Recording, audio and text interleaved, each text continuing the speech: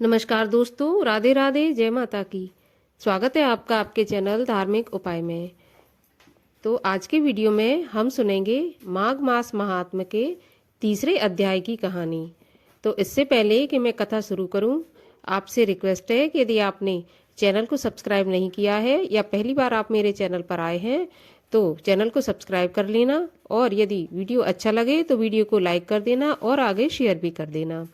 तो चलिए अब सुनते हैं माघ मास महात्म्य के तीसरे अध्याय की कथा। तो राजा बोले, हे भगवान, सब सिद्धियों का निवास स्थल तथा अनेक आश्चर्यकारी बातों से यह पर्वत कितना ऊंचा और कितना लंबा चौड़ा है सो कहिए। ऋषि बोले, यह पर्वत 36 योजन ऊंचा है, इसकी चोटी 10 योजन चौड़ी है और जड़ में भी 16 योजन चौड़ा है, जो हरिचंदन, आम, मंदार, देवदारू, सरल तथा अर्जुन के वृक्षों से सुशोभित है। काल, अंगुरु, लवंग के वृक्षों से तथा लता ग्रहों और कुंजों से शोभायमान है, जो सदा फल फूलों से परिपूर्ण रहता है। दुर्भिक्ष से पीड़ित भृगु जी इस सुंदर पर्वत की छटा को देखकर प्रसन्न चित्त हो वहीं रहकर कंदराओं, वन और उपवनों में बहुत दिनों तक तप करते रहे। हे राजन, एक दिन उस पर्वत पर से विद्याधर का एक जोड़ा उतरकर भृगु ऋषि के आश्रम में आया। दुखी होने के कारण उन्होंने पास आकर मुनि को नमस्कार किया। इनको देखकर भृगु जी सुंदर शब्द बोले, हे विद्याधर, तुम दोनों क्यों दुखी हो? अपने दुख का कारण कहो।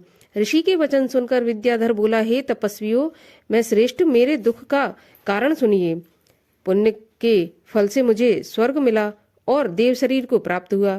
फिर किस पाप कर्म से मेरा मुख व्याघ्र जैसा हुआ? इस कारण मुझे शांति नहीं होती, अत्यंत व्याकुल रहता हूँ। यह मेरी पत्नी अति स्वरूपवती, मधुर वाणी बोलने वाली, कल्याणी, नाचने गाने में अत्यंत चतुर तथा सब लक्षणों से युक्त है। इसने अपनी कुमार अवस्था में सातों सुर वाली बीणा बजाकर मुग्ध भाव से सुरीले कंठ से गाकर गीत रसाभिज्ञ नारद जी को संतुष्ट किया। कुबेर को भी इसने अपनी बीणा के बजाने से प्रसन्न किया। इसकी वक्र गति से अंग फड़कने से पंचम स्वर को सुनकर शिवजी भी रोमांचित हो गए। इसके समान स्वर्ग में दूसरी कोई भी श्रेष्ठ नितंबिनी स्त्री नहीं है। कहाँ यह चंद्रमुखी सुंदर स्त्री और कहाँ मैं व्याघ्र मुख वाला मनुष्य। इससे हे ब्राह्मण, यही चिंता मेरे हृदय को सदा जलाती रहती है। वशिष्ठ जी बोले, विद्याधर के ऐसे वचन सुनकर त्रिकाल दृष्टि भृगुजी हंसकर बोले, विद्याधरों में श्रेष्ठ, सुनो। कर्म के विचित्र फलों से ज्ञानवान भी मोहित हो जाते हैं। जैसे मक्खी के पैर विषम विष के समान होते हैं, उसी प्रकार कर्म का फल भी दारुण होता है। कभी छोटा सा पाप का भी फल दुखदायी होता है। माघ मास की एकादशी के दिन उपवास करके द्वादशी के न आने से पहले ही तुमने अपने शरीर में तेल लगाया था, इस कारण तुम व्याघ्र मुख हुए। स्वच्छ एकादशी के दिन उपवास करके द्वादशी को तेल सेवन करने से प्राचीन समय में राजा पुरूरवा को भी कुरूप शरीर मिला था, जिसे देखकर वह बहुत दुखी हुआ और हिमालय पर्वत पर देव सरोवर के किनारे पर गया। वहां प्रीतिपूर्वक शुद्ध स्नान कर कुशासन पर बैठ घनश्याम कमल नेत्रों वाले शंख, चक्र, गदा, पदम, पीतांबर, कौस्तुभ मणि तथा वनमाला धारी हरि भगवान का राजा ने जितेंद्रिय हो हृदय में चिंतन कर 3 मास तक निराहार रहकर दारुण तप किया।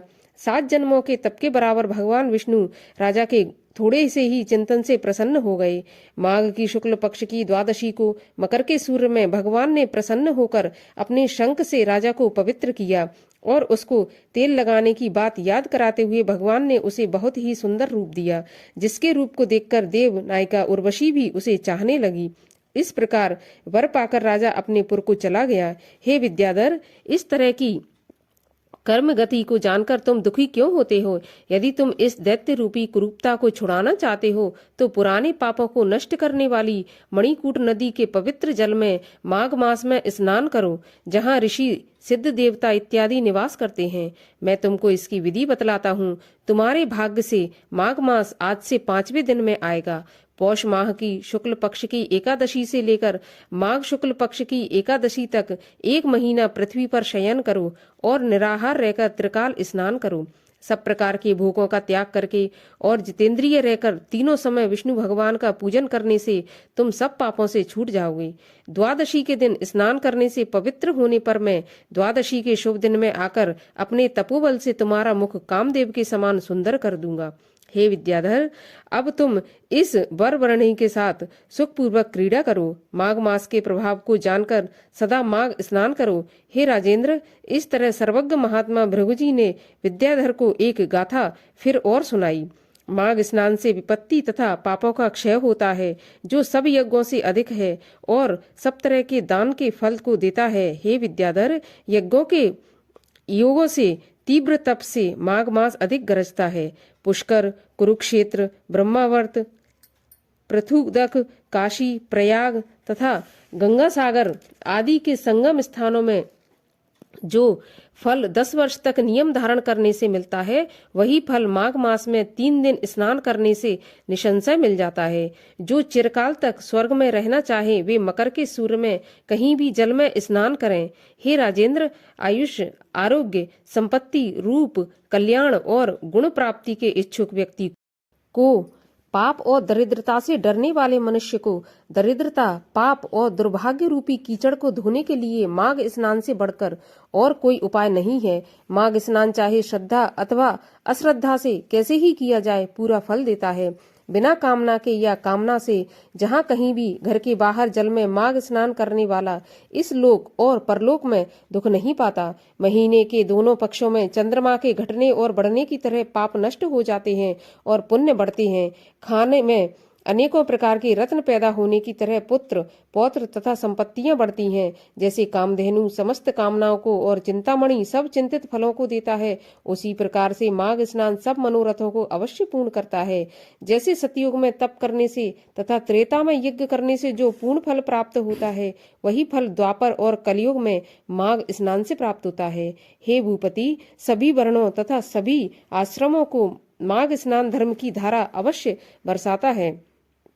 भृगु जी के वचन सुनकर विद्याधर ने उसी आश्रम में रहकर माघ महीने में उनके साथ पर्वत के झरने सरोवर में विधि पूर्वक अपनी स्त्री के साथ स्नान किया। भृगु जी की कृपा से विद्याधर देवमुख हो जाने से पत्नी सहित सब मणि पर्वत पर आनंद से रहने लगा। तब प्रसन्न चित्त होकर अनुग्रह करके भृगु जी विंध्य पर्वत पर आए और विद्याधर का मुख कामदेव के समान सुंदर करके वे नियमों से छुटकारा पाकर विंध्य पर्वत से उतरकर अपने शिष्यों के साथ रेवा नदी के तट पर अपने आश्रम में आए। ये माघ महात्म संपूर्ण भुवनों का सार है। हे राजन, द्विजवर भृगुजी द्वारा विद्याधर को कहा गया इस महात्म को जो नित्य सुनता है, उसको देवताओं के समान संपूर्ण कामनाएं प्राप्त होती हैं। इसी के साथ तीसरा अध्याय समाप्त होता है। अगर आपको अच्छा लगा हो तो आप लाइक कर देना और चैनल को सब्सक्राइब कर लेना। मिलती हूँ आपसे अगले वीडियो में, तब तक के लिए राधे राधे, जय माता की।